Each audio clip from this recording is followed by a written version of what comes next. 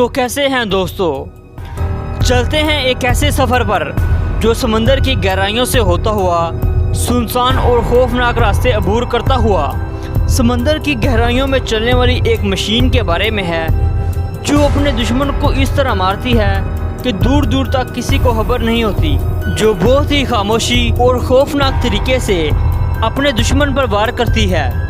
تو یہ کہانی ہے پاکستانی آبدوز غازی کی، جس نے سمندر میں 1965 اور 1971 کی جنگ میں دشمن کو تباہ کر کے رکھ دیا، بھارتی بحریہ کو شکست دی اور اس قدر نقصان پہنچایا کہ آج بھی بھارت پاک بحریہ کی طاقت سے ڈرتا ہے۔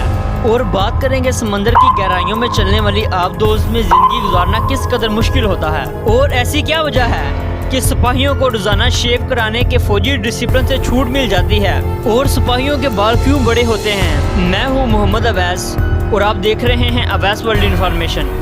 اگر آپ میرے چینل پہ نئے ہیں تو پلیز چینل کو سبسکرائب کریں اور بیل آئیکن کو پریس کر دیں تاکہ میری ہر آنے والی ویڈیو کو نوٹیفیکیشن آپ تک سب سے پہلے پہنچے۔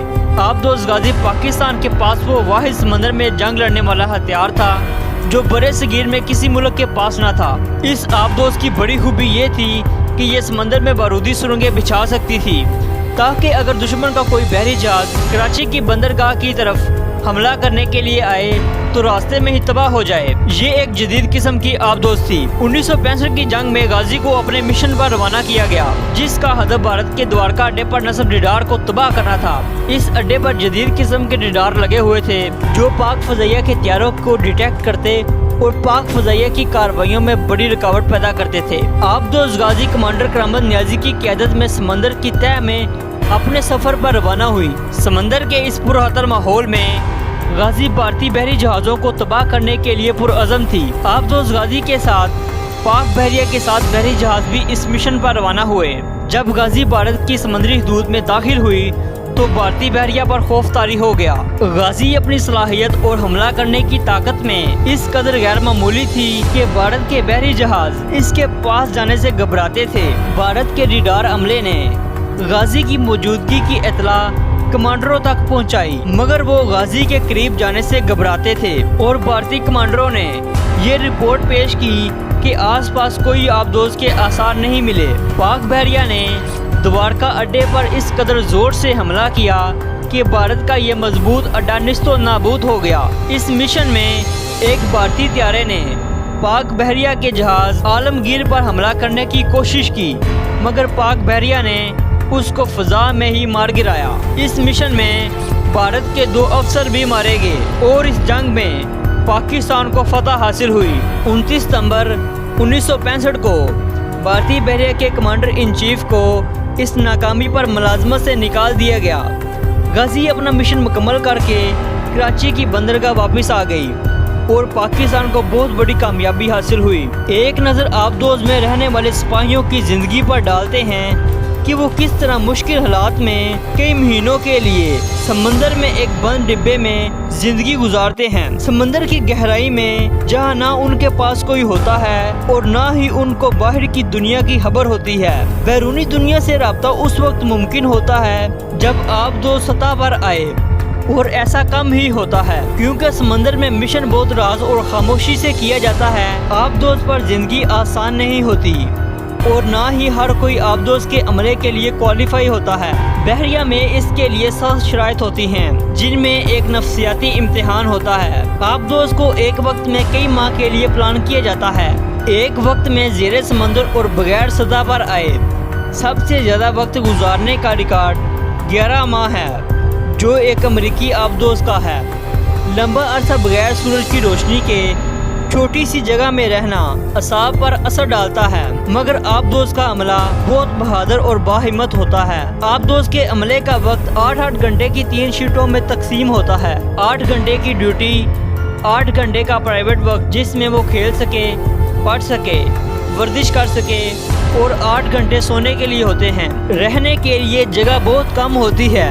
آبدوز میں اونچی آواز میں بات کرنا، شور مچانا، دروازے زور سے بند کرنا سخت منع ہوتا ہے۔ 100 سے زیادہ عملے کے لیے 2 شاور ہوتے ہیں اور 3 منٹ سے زیادہ نہانا منع ہوتا ہے۔ آبدوز پر انٹرنیٹ کا کوئی کنیکشن نہیں ہوتا۔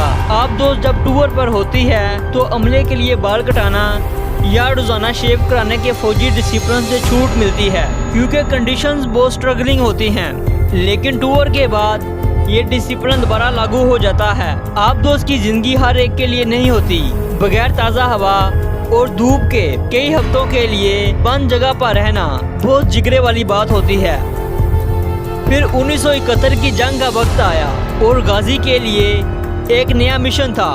اس بار پاکستان کے پاس مزید 3 اور آبدوزیں تھیں، لیکن غازی وہ واحد آبدوز تھی جو دشمن کے زیر کنٹرول پانیوں میں اپنے ہدف کو نشانہ بنانے کے لیے دور دور تک جانے کی صلاحیت رکھتی تھی۔ 14 سے 24 نومبر 1971 کے درمیان پاک بحریہ نے اپنی تمام آبدوزیں مختلف علاقوں میں گشت کے لیے روانہ کی۔ یہ 8 نومبر 1971 کا دن تھا۔ غازی کے کپتان کیپٹن ظفر محمد خان کو پیغام موصول ہوا کہ فوری طور پر غازی کے مشن کے لیے تیاریاں مکمل کریں۔ غازی اپنا مشن لے کر کراچی کی بندرگاہ سے روانہ ہوئی۔ غازی کے مشن میں بھارتی طیارہ بردار بحری جہاز وکرانت کو تباہ کرنا تھا۔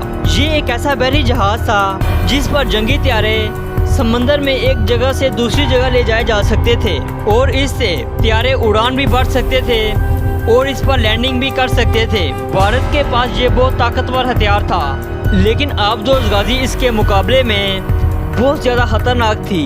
غازی اس جہاز کو خفیہ طریقے سے تباہ کر سکتی تھی، اس لیے بھارت بہت خوفزدہ تھا۔